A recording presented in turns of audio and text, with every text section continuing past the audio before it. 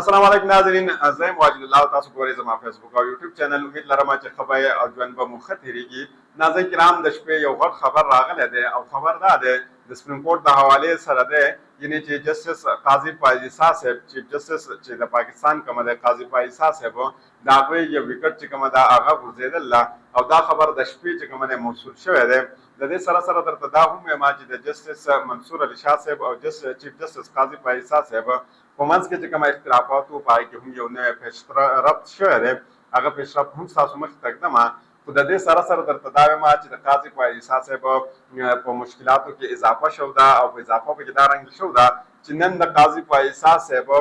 د کمرې مخې ته به احتجاج وي او ډېر دبنګ احتجاج به وي. دا احتجاج به صرف د وکیلانو نه وي، بلکې د دې سره سره به پاکستان تحریک انصاف هم د دې احتجاج کال ورکړی دی او پاکستان تحریک انصاف هم ویلي چې موږ به قاضي پایزیسا صاحب چې دی دا به نن په مشکل کې اچوو او د ده لپاره به نننۍ ورځ ډېره زیاته مشکله وي، ځکه عام طور باندې موږ لیدلی چې د جمعې ورځ د نون لیګ دپاره ډېره زیاته چې کومه د بده ثابت شوې ده او یقینا قاضي پایزیسا صاحب تاسو وینئ چې د هغه جوکاو د چا طرف ته دی او یقینا دا ورځ چې کومه ده یو بله هم د دوی دپاره یو مشکله ورځ ګرځېدلی شي. خو د دې قاضي پایزیسا صاحب او د منصور علي شاه صاحب په منځ کې چې کومه تنازعات دي په د هغې دا کومه پیشرفت چې شوی دی د دې په حوالې سره چې کومه دی ډېر خلک دا خبره کوي چې د دې د وجې نه د قاضي پایزیسا صاحب په راتلونکي وخت کې یا د هغې په دې نوکرۍ کې هم ډېر زیات مشکلات راتللی شي او دا د هغه دپاره ډېر زیاته مشکل وخت دی. د دې مشکل وخت نه به قاضي پایزیسا صاحب څرنګه وځي نن به په دې باندې خبره کوو او ستاسو مخې ته دا ږدو. د ټول ناول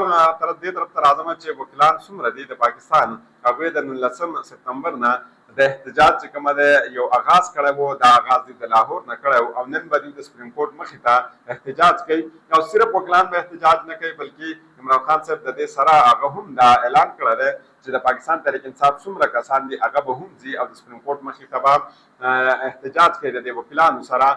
خو د شپې داسې کار شوی دی بېګا چې د پاکستان کومه موجوده حکومت دی یعنې د شهباز شریف صاحب هغوی د سپریم کورټ آس پاس یعنې د هغې چې څومره ګیر چاپېره لارې دي هغوی غونډو کې هغوی کنټینر لګول دي او لارې تقریبا د سپریم کورټ طرف ته چې دي دا بندي کړل دي او کوشش دا هم دی چې څه نه څه طریقې سره دا وکیلان او د پاکستان تحریک انصاف دا کومه کارکنان چې دي چې دا منې کړي او دا هلته مخې ته لاړ شي.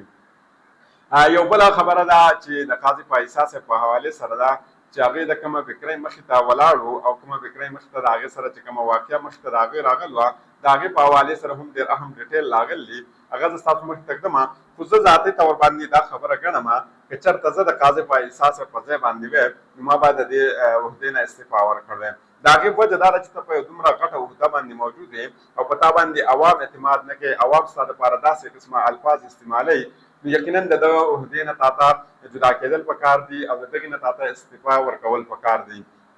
د دې په حوالې سره ډیټیل دا راغلی دی چې دا هلک د 12 سټوډنټ و یعنې د 12 طالب علم و نو تاسو د نه اندازه لګولی شئ چې د عمر به تقریبا د 14 کالونو والا تر 18 کالو پورې و. یو طرف ته خو جذباتي مو خو بل طرف ته که موږ د پاکستان حالات ته وګورو نو پاکستان کې تقریبا د 13 کالو نه لاندې د نیم نه زیاته آبادي چې کومه ده دا د 13 کالو نه زیاته ده، کم عمر په خلکو باندې مشتمله ده، یعنې یوت چې کومه دی دا د پاکستان په تعداد کې زیات دی. نو یقینا د یوت چې کومه دی په قاضي پایزیسا صاحب باندې اعتماد نشته چې هغه په دغه عهده باندې کښېني او دلته هغه خپله چې کومه فیصلې وکړي او د هغې په وجه باندې پاکستان په مخ کې باندې لاړ شي نو یقینا دغلته قاضي پایزیسا صاحب ته استعفا ورکول پکار وو. د دغې په حوالې سره خبر دا راغلی دی چې دغه هلک یې هم چوت کړی دی او د دغه هلک سره سره د هغه یو ورور یې هم چوت کړی دی، یعنې صرف د دې هلک دپاره مشکلات نه دي بلکې د هغه د ورور دپاره هم مشکلات جوړ کړی شوي دي. دا خو پرون د دغه فکرۍ مخې ته دا هر څه شوي دي، خو د دغه فکرۍ مخې ته یو بل کار هم شوی دی چې پرون د شپې د دغه فکرۍ مخې ته ډېر یوټیوبران راغلي، ډېر میډیا پرسن راغلي او هغې دغلته چې کومه د ریکارډینګ کوو د ریکارډینګ په دوران کې د فیملي سره خلک راغلي وو او هغوی په دغه وخت کې شور شرابه کړله. هغې چې کله دا شور شرابه ختمه کړله د هغې نه بعد ډېر د مزې کار شوی دی. د مزې کار دا شوی دی چې کله دوی تللي دا میډیا پرسن دا میډیا انکرز چې څونه دي دوی تللي د هغې نه بعد چې کومه غلیظ الفاظ دغلته پولیس ته دغه خاندانونو دپاره استعمال کړي دي یقینا د هغې هم په پاکستان کې څه تاریخ نه میلاویږي او د هغې نه بعد دوی دغه فکري بنده کړله او جواز یې د هغې دپاره څه جوړ کړله چې دلته رش جوړېږي. یقینا د هغه کاروبار دی چې رش جوړ شي نو د هغه څیزونه به خرڅ شي، هغه ته به پیسې جوړې شي، هغه ته به ګټه وشي خو ته هغه ته چې نه دلته رش جوړېږي نو ته دا خپل کاروبار بند کړه. یقینا یو عجیبه غونډه کې منطق دی چې په پاکستان کې په دې خبره کېږي چې یو کاروباري ځای کې رش نه وي نو آخر په کوم ځای کې به رش وي. نو د دې د وجې نه هم قاضي فایز صاحب طرف نه ډېر خلک چې کوم دي یا د هغه په حوالې سره خبره کوي د هغه په حوالې سره دا اوس صرف او صرف په میډیا کې نه ډسکس کېږي دا په سپریم کورټ کې په های کورټ کې نه بلکې عام طور باندې هغه کسان چې هغه بالکل په سیاست کې انټرسټډ هم نه دي هغه په کورټ کې هم د دې حوالې سره خبره کوي چې اخر د پاکستان د یو غټ عدالت د مشر سره دا وشو چې یو عام کس غلطي وکړي د هغه سره به څه کېږي. دا خبر د دې سره د دې نه علاوه درته دا وایم چې قاضي صاحب چې کوم دی قاضي فایز صاحب دا په 15 اکتوبر 2023 کې ریټایر کیږي. دا غنه بعد چې کوم موست سینیئر جج دی هغه جسټس منصور علي شاه صاحب دی او بیا د هغې د چیف جسټس چې کوم دی ټایم دی او په سینیارټي لیست مطابق به هغه په 14 اکتوبر هغه د پاکستان 13 چیف جسټس وي. د هغې نه بعد چې کوم جسټس منیب اختر صاحب دی هغه به په 28 نومبر 2027 کې د چیف جسټس به هغوی جوړېږي د یو سال لپاره تقریبا او د هغې نه بعد جسټس یحیی اپریدي صاحب دی او د هغې نه بعد په سینیارټي لیست کې جسټس منیب اختر جسټس امین الدین خان دی چې هغه به د پاکستان 12 چیف جسټس وي. خو دا هر څه خو دی دا په خپل ځای باندې موږ د پاکستان د سینیارټي لیست ته ګورو چې کومه ججان په کوم ځای کې موجود دي او هغوی به کله وي. خو قاضي فایز صاحب چې جسټس منصور علي شاه صاحب ته کوم خط لیکلی و لاول خو تاسو مخکې ته موږ د ذرایع مطابق چې کومه ده ویلې چې ذرایع راغل دا خو بېګا د شپې د دغې هغه اوریجنل کوم خط چې کومه دی هغه هم میډیا ته راغلی دی او په هغې کې چې څرنګې الفاظ قاضي فایز صاحب استعمال کړل دي یقینا پروفیشنل الفاظ یې نه دي استعمال کړل. ځینې الفاظ یې داسې استعمال کړل چې د هغې بالکل قطعا ضرورت نه و او څرنګه چې دوی پرسنلي اټیک کړی دی په جسټس منیب اختر صاحب باندې یقینا د دې بالکل ضرورت نه و او بیا یو داسې غټ کس ته داسې الفاظ یا داسې کار نه استعمالول پکار. یقینا که موږ قرآن مجید وګورو نو په هغې کې الله پاک په هر ځای کې وایي تاسو د صبر نه کار واخلئ. یقینا جسټس قاضي فایز صاحب ته دغلته د صبر نه کار اخیستل پکار و لږه نرمي ولا کول پکار و زړه ولا لږ شانته غټېدل پکار و خو یقینا هغې دا کار نه دی کړی او هغې چې کومه څرنګې چارجز په جسټس منیب اختر صاحب باندې کړلي نو په دغه خط کې څه ټیکنیکل داسې پوینټ دی چې د هغې د وجې نه د قاضي فایز صاحب په راتلونکي وخت کې چې کومه دی مشکلات نورو کې اضافه شو ده. هغې د جسټس یحیی اپریدي صاحب په حوالې سره ویل دي چې جسټس یحیی اپریدي صاحب د جسټس منیب اختر صاحب نه بعد سینیئر جج دی خو هغه ویل چې ما فوقیت جسټس امین الدین خان لا په جسټس یحیی اپریدي صاحب باندې ولې ورکړی دی د هغې دوی وضاحت کړی دی او هغه وضاحت چې کومه دی هغه په خپله کنټروورشل دی یعنې هغه وضاحت هغه داسې کړی چې هغه کنټروورشل جوړېږي کنټروورشل داسې جوړېږي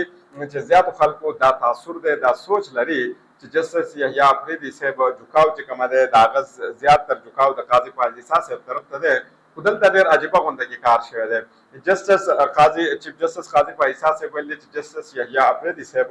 د دې کمیټۍ کې د حصې جوړېدو نه یا زموږ سره د ناستې نه انکار کړی دی. خو بل طرف ته که موږ وګورو کومه 8 ججان چې کوم وو هغه چې د مخصوص نشستونو په حوالې سره د مخصوص سیټونو په حوالې سره چې هغو کومه فیصله ورکړې وه د جسټس یحیی اپریدي صاحب یو اضافي نوټ 2 ورځې مخکې هغه 2 ججانو چې کوم ورکړی و هغې کې یو جسټس یحیی اپریدي صاحب و او هغې یو اضافي نوټ هم ورکړی و د هغې نه هم دا اندازه لګېده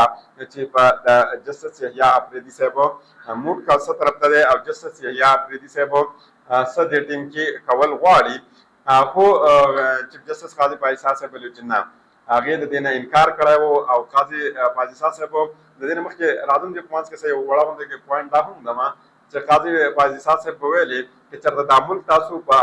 صدارتي آرډیننس باندې چلوئ نو ضرورت د څه دی د تاسو پارلیمنت هاوس جوړ کړی دی دومره خرچې پکې د پارلیمنت هاوس ختم کړئ او د ایم این ایز ایم پي ایز چې کوم دا ټوټل کورونو ته ولېږئ او د دې په ځای باندې به صدارتي آرډیننس باندې دا ملک چلوو په اسانه بار څه چلېږي. په هغه وخت کې خو ډېر سخت خلاف و د صدارتي آرډیننس خو دا ځل چې څنګه صدارتي آرډیننس راغی نو ده په دې باندې عمل وکړو جسټس یحیی اپریدي په ځای باندې جسټس امین الدین صاحب ته چې کومه دی فوقیت ورکړو او یقینا دا د دې آرډیننس مطابق د چیف جسټس صاحب سره دا اختیار شته دی چې هغه که موست سینیئر جج دي که موست جونیئر دي څوک یې تپوس نشي کولی او دا د هغه ثوابدید هم دی. خو جسټس منصور علي شاه صاحب چې کومه دی هغې د دې په منځ کې چې دا خط راغلی په دې کې چې دا کومه تنازعه ده او دا تنازعه اوس د جسټس یحیی اپریدي صاحب ده د دې نه یقینا د قاضي فایز صاحب لپاره ټیکنیکلی ډېر مشکلات جوړېږي. زه تاسو مخکې ته اول د جسټس یحیی اپریدي صاحب چې کومه اضافي نوټ د مخصوص سیټونو په حوالې سره لیکلی دا ستاسو مخکې ته ږدم بیا پرې مزید تاسو پوه کولو کوشش کوم. په شپږ صفحات باندې مشتمل جسټس یحیی آفریدي صاحب چې کوم دی یو نوټ ورکړی و تحریر اختلافي نوټ کې چې کوم هغه جاری کړی په هغه کې دوی لیکلي چې سن اتحاد کونسل چې کوم دی مخصوص نشستو د حاصلولو دپاره چې کوم دی دوی عیني تقاضې نه دي پوره کړ هغه چې سن اتحاد کونسل درخواست چې کوم دی دا مسترد کړی شي هغه مزید دا چې سن اتحاد کونسل چې کوم دی مخصوص نشست لاغستلو اهل نه دي او هغه په دې کې د مخکې یو ډېر اهم خبره کړله یعنی په دې ځنه اندازه لګي چې د قاضي په اساس به کوم وکټ چې کوم دی هغه ورزيدل لري او هغه وکټ د چا په شکل کې د جسټس یحیی آفریدي صاحب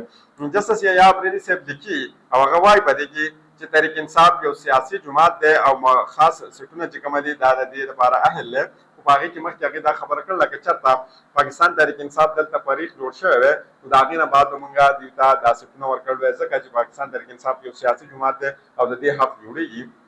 خو بل طرف ته که مونږ هغه اته ججان صاحبان ته وګورو نو هغې ورته ویل چې د دا خبره هېڅ میټر نه کوي چې ستا مخې ته درخواست چا ایښودی دی فریق څوک دی بلکې چې د چا کومه حق دی هغې ته دا حق ملاوېدل پکار دي یعنې که پاکستان تحریک انصاف دا حق د پاکستان تحریک انصاف په پلیټ فارم باندې غواړي یا د پاکستان یعنې د سن اتحاد کونسل په پلیټ فارم باندې پاکستان تحریک انصاف د خپل سټونه غواړي نو یقینا دوی ته په دغه پلیټ فارم باندې دا سټونه ورکول پکار دي ځکه چې دا د دوی حق دی او دا حق دوی ته رسېدل پکار دي خو چې کله د جسټس یحیی آفریدي صاحب په حوالې سره یو طرف ته قاضي فایصل صاحب وایي چې دا زموږ سره کېناستو ته تیار نه دی او بل طرف ته که مونږ وګورو نو د جسټس منصور علي